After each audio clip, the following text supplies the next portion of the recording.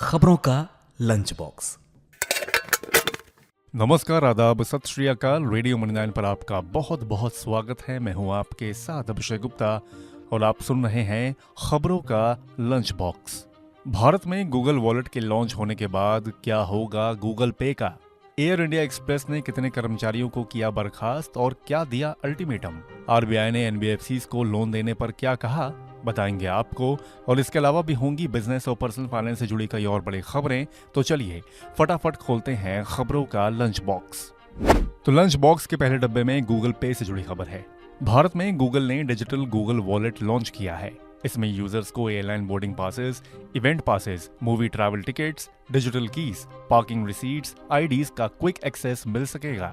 Google Wallet को Play Store से download किया जा सकता है। हालांकि भारत में गूगल ऐप से भुगतान नहीं किया जा सकेगा।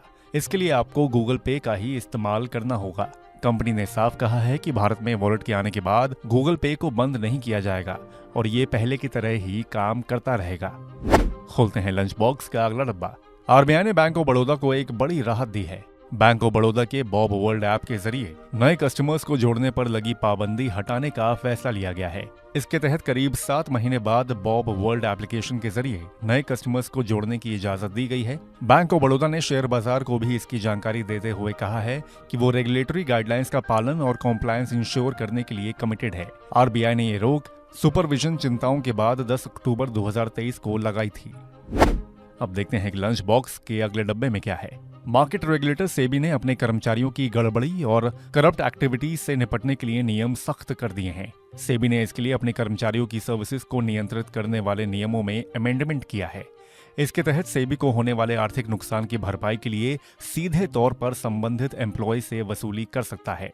वसूली की राशि कर्मचारियों की सैलरी और उसे मिलने वाली दूसरी रकम से ली जा सकती है। सेबी ने 6 मई की अपनी अधिसूचना में कहा है कि नई व्यवस्था उन कर्मचारियों पर भी लागू होगी जिन्होंने इस्तीफा दे दिया है या रिटायर हो गए हैं या डेप्यूटेशन का टेन्योर पूरा कर लिया है। अब लंच बॉक्स के अगले डब्बे में एयर इंडिया एक्सप्रेस से जुड़ी खबर है। एयर इंडिया एक्सप्रेस के मैनेजमेंट ने सिक लीव पर गए 200 से ज्यादा क्रू मेंबर्स में से 25 को बर्खास्त कर दिया है और बाकियों को अल्टीमेटम जारी किया है। साथ ही कर्मचारियों को अपने रोस्टर के मुताबिक आज शाम 4 बजे तक ड्यूटी पर आने को कहा है। बताया जा रहा है कि अगर कर्मचारी ड्यूटी पर नहीं लौटेंगे तो उनके खिलाफ मैनेजमेंट कार्रवाई करेगा। एयर इंडिया एक्सप्रेस के मैनेजमेंट ने आज शाम को एक टाउन हॉल मीटिंग भी बुलाई है। इधर बड़ी संख्या में उड़ानों के रद्द होने और यात्रियों की परेशानी को देखते हुए एविएशन मिनिस्ट्री ने बुधवार को एयर इंडिया एक्सप्रेस से रिपोर्ट मांगी है और एयरलाइन को कर्मचारियों के साथ मुद्दे तुरंत हल करने के लिए कहा है। अब देखते हैं कि लंच बॉक्स के अगले डब्बे में क्या है। आरबीआई ने गैर बैंकिंग वित्तीय कंपनियों यानी कि एनबीएफसीज को सख्त निर्देश दिए हैं। एनबीएफसीज को आरबीआई ने पत्र लिखकर कहा है कि नियम के मुताबिक एनबीएफसी कस्टमर्स को 20,000 से ज्यादा का कैश लोन अब नहीं बांट सकते हैं। कहा गया है कि आरबीआई अब इसी नियम की सख्ती करना चाहता है ताकि एनबीएफसी कंपनियों को जोखिम का सामना नहीं करना पड़े और नियमों की अनदेखी ना हो। बता दें कि आरबीआई ने ये निर्देश ऐसे समय में जारी किए हैं जब एक एनबीएफसी कंपनी आईआईएफएल फाइनेंस पर कई नियमों को तोड़ने का आरोप लगा है। खोलते हैं लंच बॉक्स का अगला डब्बा।